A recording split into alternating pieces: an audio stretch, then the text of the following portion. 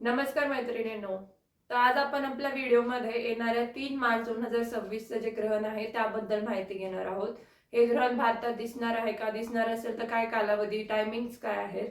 त्यासोबतच प्रेग्नेंट स्त्रियांनी कुठल्या गोष्टी केल्या पाहिजेत, कुठल्या गोष्टी अवॉइड केल्या पाहिजेत, कोणत्या गोष्टींची तिने काळजी घ्यायला पाहिजे, या सर्व विषयाची माहिती मी तुम्हाला आज देणार आहे. तर या येणाऱ्या ग्रहणाबद्दल जर तुमच्या मनामध्ये थोड्या पण शंका असतील ना, तर हा व्हिडिओ शेवटपर्यंत नक्की बघा, जेणेकरून तुम्हाला तुमच्या सर्व प्रश्नांची उत्तर मिळणार आहेत. तर मैत्रिणींनो, 2026 मध्ये आपल्याला टोटल 4 ग्रहण दिसणार आहेत. त्यातले 2 सूर्यग्रहण आहेत आणि 2 चंद्रग्रहण आहेत. हे जे येणारं 3 मार्च 2026 चं ग्रहण आहे ते एक चंद्रग्रहण असणार आहे आणि फक्त तेच जे ग्रहण आहे ते भारतामध्ये दिसणार आहे आणि जे बाकीचे मी सांगितले 3 ग्रहण ते भारतामध्ये दिसणार नाही आहेत. त्यामुळे हे चंद्रग्रहण थोडंसं जास्त महत्त्वाचं ठरतं. तर हे एक टोटल लुनार इक्लिप्स असणार आहे.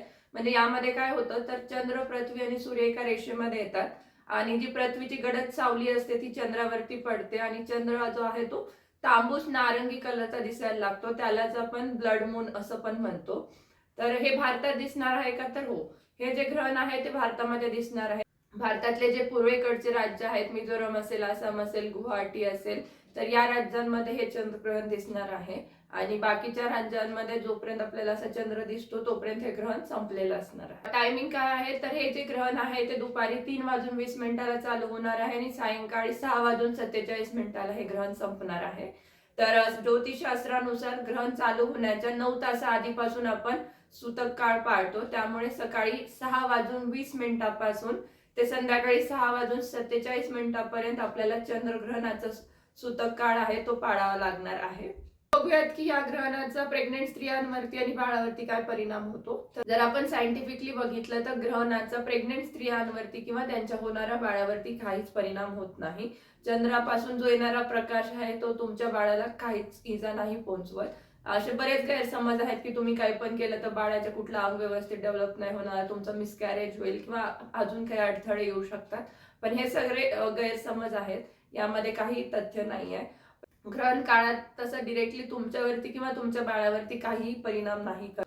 पण जर ज्योतिषशास्त्रानुसार आपण बघितलं तर ग्रहण काळामध्ये निगेटिव्ह एनर्जी असते असं मानलं जातं. त्यामुळे प्रेग्नंट स्त्रियांना थोडी जास्त काळजी घेण्यासाठी सांगितलं जातं.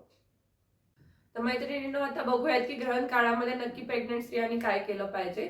तर ग्रहणाच्या काळामध्ये प्रेग्नंट स्त्रियांना जर जमत असेल तर घरामध्येच राहा. पुरेशी विश्रांती घ्या, आराम करा, व्यवस्थित तुमचं जेवण जे असेल ते व्यवस्थित तुमचा आहार ठेवा, व्यवस्थितरित्या पाणी पिया, तुमच्या जे डॉक्टरने दिलेल्या नियमित गोळ्या असतील, औषधं असतील ते वेळेवरती घ्या. त्यानंतर मनशांती करण्यासाठी तुम्ही देवाचं नाव स्मरण करू शकतात, भजन ऐकू शकतात.